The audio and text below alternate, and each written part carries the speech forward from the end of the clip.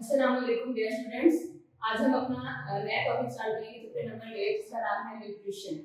इस चैप्टर में हमें जो टॉपिक्स पढ़ने हैं आज के लेक्चर में जो टॉपिक्स पढ़ने हैं उनमें फर्स्ट टॉपिक है हमारा इंट्रोडक्शन टू न्यूट्रिशन।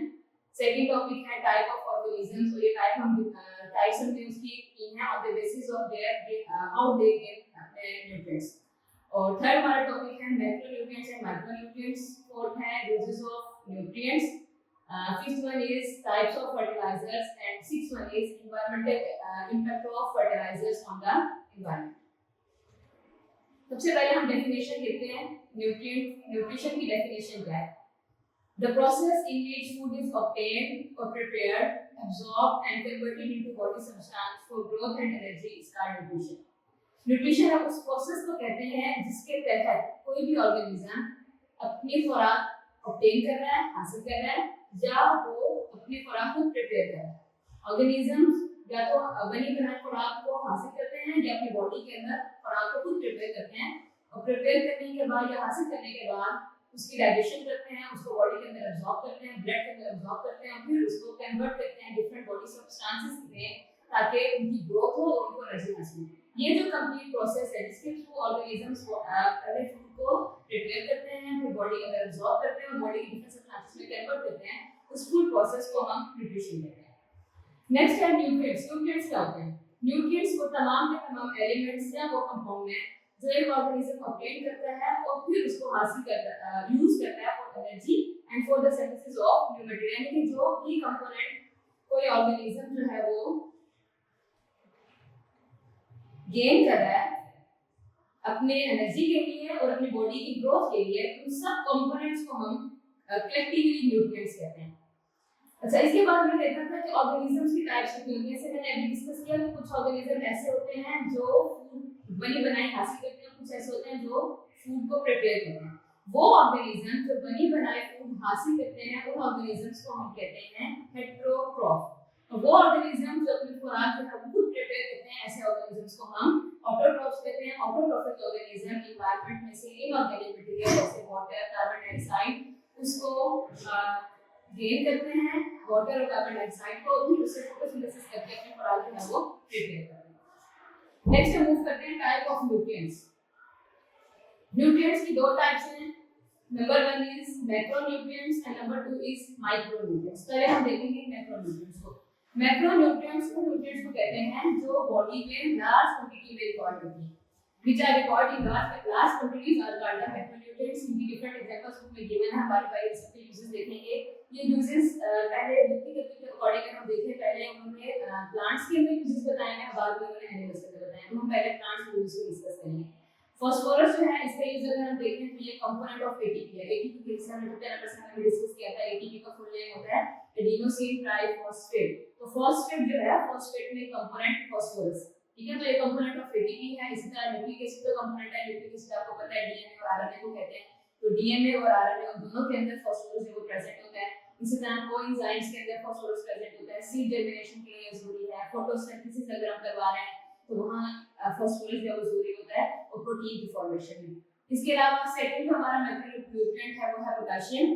पोटेशियम का यूज अगर हम देखें तो ये स्टोमेटा की ओपनिंग एंड क्लोजिंग इसको रेगुलेट करता है। तो नंबर 9 हम देखेंगे कि किस तरह पोटेशियम जो है वो closing and opening of stomata के अंदर अपना रोल प्ले करता है। सेकंड इसका जो रोल है वो है reduces the water loss from leaves. Leaves में से वाटर का लॉस है वो कम करता है। किस तरह से कम करता है? हमने पहले पढ़ा है कि हमेशा वाटर जो है वो हायर लो सॉल्यूट कंसंट्रेशन से हाई सॉल्यूट कंसंट्रेशन की तरफ मूव करता है। तो अगर लीव के अंदर पोटेशियम की कंसंट्रेशन ज्यादा होगी इसका मतलब है लीव बन गया हाइपरटोनिक। तो जब हाइपरटोनिक लीव है उसके अंदर से वाटर जो है वो लॉस नहीं करेगा, बाहर नहीं आएगा। नेक्स्ट जो हमारा मैक्रोन्यूट्रिएंट है वो है सल्फर। सल्फर का अगर हम रोल देखते हैं, ये प्रोटीन का कंपोनेंट होता है। प्रोटीन्स बनते हैं अमीनो एसिड से, तो अमीनो एसिड के अंदर सल्फर प्रेजेंट होता है। इसी तरह अगर हम विटामिन्स की स्ट्रक्चर देखें तो वहां सल्फर प्रेजेंट होगा। एंजाइम्स को हम देखें तो एंजाइम्स की जो केमिकल स्ट्रक्चर है उसके अंदर भी सल्फर प्रेजेंट होगा।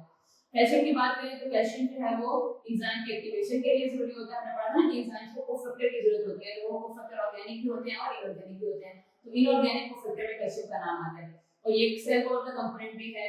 इसके अलावा जो वाटर की जो मूवमेंट है उसको प्लांट के अंदर जो वाटर की मूवमेंट है उसको इन्फ्लुएंस करता है, यानी उसको बढ़ाता है। नेक्स्ट मूव करते हैं माइक्रोन्यूट्रिएंट्स की तरफ। माइक्रो न्यूट्रिएंट्स जो है ये वो न्यूट्रिएंट्स हैं जो बॉडी को स्मॉल क्वांटिटी में चाहिए होते हैं। इनके एग्जांपल आयरन है, मोलिब्डेनम है, बोरोन है, निकल है। आयरन का अगर वो देखें तो आयरन फोटोसिंथेसिस के लिए जरूरी है, एंजाइम्स को एक्टिवेट करता है, वो एज अ कोफैक्टर इस्तेमाल होता है। मोलिब्डेनम भी as a cofactor component of enzyme है। और इसके अलावा ये नाइट्रेट्स को अमोनिया के अंदर कन्वर्ट करने वाले जो एंजाइम्स होते हैं उन एंजाइम का पार्ट होता है मोलिब्डेनम। बोरोन को अगर हम देखें तो बोरोन का रोल होता है ये शुगर के ट्रांसपोर्ट, सेल के अंदर शुगर की ट्रांसपोर्ट है उसमें बोरोन का रोल है। सेल डिवीजन के अंदर और कुछ एंजाइम के सिंथेसिस के लिए बोरोन का रोल होता है। निकल है, निकल की अगर हम बात देखें का रोल देखें तो वो भी नाइट्रोजन मेटाबॉलिज्म में रिकॉर्ड होता है। ये जो सारे इंड्यूसेस हैं, इंड्यूसेस को आपने एज अ शॉर्ट क्वेश्चन और एमसीक्यू अच्छे तरीके से याद करना है क्योंकि यहां से एमसीक्यू लास्ट में आता है। नेक्स्ट हमारा topic role of nitrogen and magnesium. ये शॉर्ट क्वेश्चन के लिए बहुत इंपॉर्टेंट टॉपिक है। नाइट्रोजन का रोल पूछ लेता है या मैग्नीशियम का रोल पूछ लेता है। नाइट्रोजन का अगर हम रोल देखें तो नाइट्रोजन प्लांट को आपको पता है प्लांट को नाइट्रोजन चाहिए होता है। क्यों चाहिए होता है? क्योंकि प्लांट में प्रोटीन की सिंथेसाइज करनी होती है और प्रोटीन में nitrogen as a basic component इस्तेमाल होता है। अब ये जो प्लांट्स हैं ये डायरेक्ट एयर में से नाइट्रोजन को, जैसे नाइट्रोजन गैस के अंदर प्रेजेंट है, वो डायरेक्ट वहां से नाइट्रोजन को गेन नहीं कर सकते। उनको उस नाइट्रोजन को पहले फिक्स करना होता है। वो फिक्स करते हैं in the form of nitrates. Nitrates की फॉर्म में नाइट्रोजन को फिक्स करते हैं और उसके बाद नाइट्रोजन को हासिल करते हैं। एमसी तो उसका पार्ट है कि प्लांट किस तरह से नाइट्रोजन को गेन करते हैं। नेक्स्ट नाइट्रोजन का रोल देखें, प्रोटीन का कंपोनेंट, हार्मोन का कंपोनेंट, क्लोरोफिल का कंपोनेंट, विटामिन, एंजाइम का कंपोनेंट, इन सब का नाइट्रोजन प्रेजेंट होता है। और इसके अलावा स्टेम और लीफ दोनों की ग्रोथ में भी नाइट्रोजन का रोल होता है। अब अगर प्लांट को टू मच नाइट्रोजन प्रोवाइड कर दिया तो फिर क्या होगा? अगर हमने किसी प्लांट को बहुत ज्यादा नाइट्रोजन प्रोवाइड कर दिया है तो उसकी जो फ्लोरिंग है वो फूटिंग उसके लिए डिले आएगा। यानी कि उस अगर हम कंपैरिजन करें एक प्लांट वो है जिसको हमने नाइट्रोजन टू मच दे दिया और एक वो प्लांट है जिसको हमने नॉर्मल नाइट्रोजन सप्लाई किया है, तो जिसको हमने ज्यादा नाइट्रोजन सप्लाई किया उसमें फ्लावर लेट लगेगी और जब फ्लावर लेट लगेगी तो इसका मतलब है वहां पे फ्रूट्स भी फ्रूट की फॉर्मेशन भी लेट होगी। सेकंड पॉइंट ये है कि अगर डेफिशिएंसी हो जाए नाइट्रोजन की, पहले तो हमने देखा ना कि टू मच नाइट्रोजन तो क्या होगा, अगर डेफिशिएंसी हो नाइट्रोजन तो जाहिर सी बात है जो हमने ऊपर सारे रोज देखे हैं उनको रोज है वो नहीं कर सकेगा प्लांट। प्लांट जो है वो जब उसके अंदर नाइट्रोजन नहीं होगी तो क्लोरोफिल की सिंथेसिस नहीं होगी, क्लोरोफिल सिंथेसाइज नहीं होगा तो लीव्स हैं वो येलो हो जाएंगी और इसी तरह जब नाइट्रोजन नहीं होगी तो ग्रोथ भी स्टंट हो जाएगी यानी कि रुक जाएगी। नेक्स्ट है हमारा मैग्नीशियम। मैग्नीशियम हमारा इसका एक बहुत इंपॉर्टेंट पॉइंट है, कंपोनेंट है क्लोरोफिल का। क्लोरोफिल का अगर हम केमिकल स्ट्रक्चर देखें तो क्लोरोफिल के बिल्कुल सेंट्रल जो एटम होता है वो मैग्नीशियम होता है। It is also necessary for the functioning of plant enzymes to produce the carbohydrate, sugar and fat. Carbohydrate, sugar और फैट उनको जो सिंथेसिस कर रहे होते हैं उसके लिए जो एंजाइम है उन एंजाइम में मैग्नीशियम चाहिए होता है। इसके अलावा फूड की फॉर्मेशन के अंदर, नेट की फॉर्मेशन के अंदर, सीड की जर्मिनेशन के अंदर ये सारे मैग्नीशियम के रोल हैं। और अगर मैग्नीशियम की डेफिशिएंसी हो जाएगी तो फिर क्या होगा? मैग्नीशियम हमने पहले पढ़ा कि क्लोरोफिल का मेन कंपोनेंट है, क्लोरोफिल नहीं होगा तो genetic of leaves and building of leaves यानी कि लीव्स है वो जल्दी मुरझा जाएंगे। चलिए नेक्स्ट हमारा टॉपिक है फर्टिलाइजर्स का। अब पहले तो हमें ये देखना है कि हम इस चैप्टर के अंदर न्यूट्रिशन का चैप्टर है ना, तो उसमें हम फर्टिलाइजर्स को क्यों पढ़ रहे हैं? फर्टिलाइजर्स को हम इसलिए पढ़ रहे हैं क्योंकि प्लांट्स को न्यूट्रिएंट्स चाहिए होते हैं। अब प्लांट न्यूट्रिएंट लेता है सॉइल में से। अब अगर तो सॉइल के अंदर न्यूट्रिएंट्स जो हैं वो ऑलरेडी प्रेजेंट हैं तो हमें बाहर से इनऑर्गेनिक कंपाउंड्स को देने की या आर्टिफिशियली जो हमारे न्यूट्रिएंट्स हैं उनको देने की जरूरत नहीं है।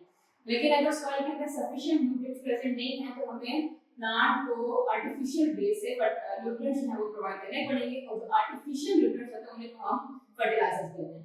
अब इनकी आप डेफिनेशन देखें, fertiliser is a substance that contains chemical elements that helps plant grow and be more productive. ये वो एलिमेंट्स हैं, ये वो केमिकल्स हैं जो प्लांट को ग्रो करने के लिए चाहिए होता है ताकि उनकी जो प्रोडक्शन है वो इंक्रीज हो जाए। टाइप्स ऑफ फर्टिलाइजर्स, फर्टिलाइजर्स की दो टाइप्स होती हैं, organic fertilisers and inorganic fertilisers.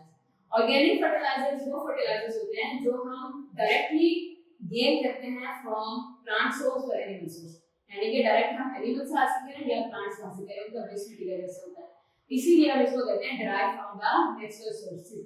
इस ऑर्गेनिक फर्टिलाइजर्स का एक ड्रॉबैक ये होता है कि ये बहुत कॉम्प्लेक्स सब्सटेंस होते हैं। कॉम्प्लेक्स सब्सटेंस होने की वजह से पहले इनकी ब्रेकडाउन होती है, ब्रेकडाउन होंगे तो फिर उसके बाद ये रिलीज होंगे और प्लांट को अवेलेबल होंगे, तो इसलिए हम कहते हैं ये स्लो रिलीज फर्टिलाइजर्स हैं।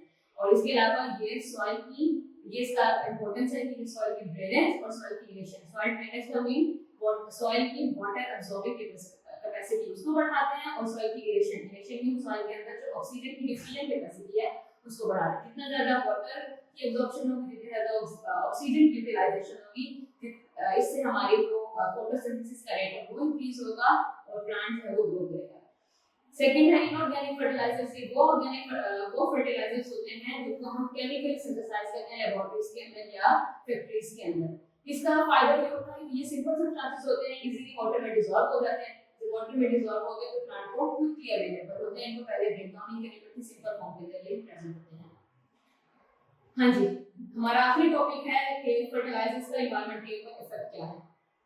एनवायरनमेंट के ऊपर अगर हम इफेक्ट देखें, बहुत ज्यादा जब हम फर्टिलाइजर इस्तेमाल करते हैं तो उसकी वजह से यूट्रोफिकेशन कॉज होती है। यूट्रोफिकेशन की डेफिनेशन बुक में गिवन है कि increase in the nutrients concentration of nutrients in the water. Water के अंदर न्यूट्रिएंट्स की कंसंट्रेशन जब इंक्रीज होती है, इस प्रोसेस को हम यूट्रोफिकेशन कहते हैं।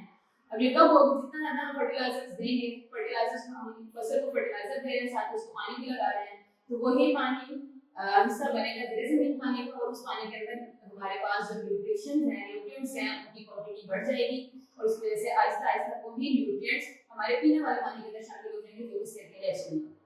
नेक्स्ट है सॉइल न्यूट्रिएंट होल्डिंग कैपेसिटी जो है वो कम हो जाती है। जितना ज्यादा फर्टिलाइजर्स आप किसी भी सॉइल को देंगे, उस सॉइल की अपनी जो न्यूट्रिएंट को होल्ड करने की कैपेसिटी वो कम हो जाएगी, क्योंकि आपको पता है जितना ज्यादा आपका काम किसी शिप्स को अगर हम देने लग जाते हैं तो वो मेहनत करने से कतराता है। तो यही हाल सॉइल में भी अगर उसको बाहर से न्यूट्रिएंट प्रोवाइड करेंगे तो न्यूट्रिएंट को होल्ड नहीं करेगा। नेक्स्ट पॉइंट है हमारा कि जो नाइट्रोजन फर्टिलाइजर्स होते हैं वो जब वाटर के साथ रिएक्ट करते हैं तो उससे बनते हैं नाइट्रस ऑक्साइड। ये नाइट्रस ऑक्साइड जो है ये एनवायरनमेंट के अंदर रिलीज होते हैं और इन्हीं को फिर हम ग्रीन हाउस गैसेस भी कहते हैं। ग्रीन हाउस गैसेस क्या कहते हैं? ये हमारे पास बाहर हवा के अंदर एटमॉस्फेयर के अंदर एक पूरी लेयर बनाते हैं और उसकी वजह से जो अल्ट्रावायलेट रेज हमारे पास आ रही हैं सन से, वो जमीन पे रीच तो करती है, लेकिन वापस रिफ्लेक्ट बैक होकर स्पेस में नहीं जाती और स्पेस में जब वो वापस नहीं जाती तो ग्लोबल वार्मिंग यानी कि एनवायरनमेंट का जो हमारे अर्थ का जो टेंपरेचर है वो इंक्रीज हो जाता है। नेक्स्ट है रिलीज ऑफ अमोनिया। जो नाइट्रोजन फर्टिलाइजर्स हैं उनसे अमोनिया बन जाता है, अमोनिया सॉइल के अंदर रिलीज होता है, सॉइल की एसिडिटी को बढ़ा देता है। ग्रोथ ऑफ पेस्ट की ग्रोथ इंक्रीज होती है। जितना ज्यादा न्यूट्रिएंट्स सॉइल में प्रेजेंट होगा उतने ही ज्यादा पेस्ट को न्यूट्रिएंट्स अवेलेबल होंगे, उनकी ग्रोथ है वो इंक्रीज होगी। और आखिरी हमारा पॉइंट है कि नाइट्रेट लीचिंग। नाइट्रेट्स जो हैं जो प्लांट फर्टिलाइजर्स के फॉर्म में हम प्लांट को दे रहे हैं, जब वो एक्सेस अमाउंट में होंगे तो वही नाइट्रेट्स पानी का हिस्सा बनेंगे, पानी से जमीन के अंदर चले जाएंगे, धीरे धीरे पानी का पार्ट बन जाएंगे, तो इस प्रोसेस को हम नाइट्रेट लीचिंग कहते हैं। ये सारे हमारे ड्रॉबैक्स हैं एक्सेस यूज ऑफ फर्टिलाइजर। अब इससे हम बचा कैसे जा सकते हैं? इन सारे जो ड्रॉबैक्स हैं इनको हम कंट्रोल कैसे कर सकते हैं? इनको कंट्रोल करने का एक ही तरीका है कि हम दो फैक्टर्स को नोट डाउन करें। एक हम ये देखें कि जिस सॉइल के ऊपर हम अपनी फसल को उगा रहे हैं उस सॉइल के अपने अंदर अवेलेबल न्यूट्रिएंट्स कितने हैं। दूसरा हम ये देखें कि जो फसल हम उगा रहे हैं, जो हम क्रॉप लगा रहे हैं, उस क्रॉप को कौन सा न्यूट्रिएंट कितनी क्वांटिटी में चाहिए। जब हम कैलकुलेशन करेंगे और कैलकुलेटेड अमाउंट में ही फर्टिलाइजर्स प्लांट को प्रोवाइड करेंगे तो उसकी वजह से एक्सेस नहीं होगा, फर्टिलाइजर इतना एक्सेस नहीं होगा, तो ये सारे ड्रॉबैक्स भी नहीं है। ये था हमारा आज का टॉपिक। किसी का कोई क्वेश्चन हो तो क्वेश्चन कर सकता है।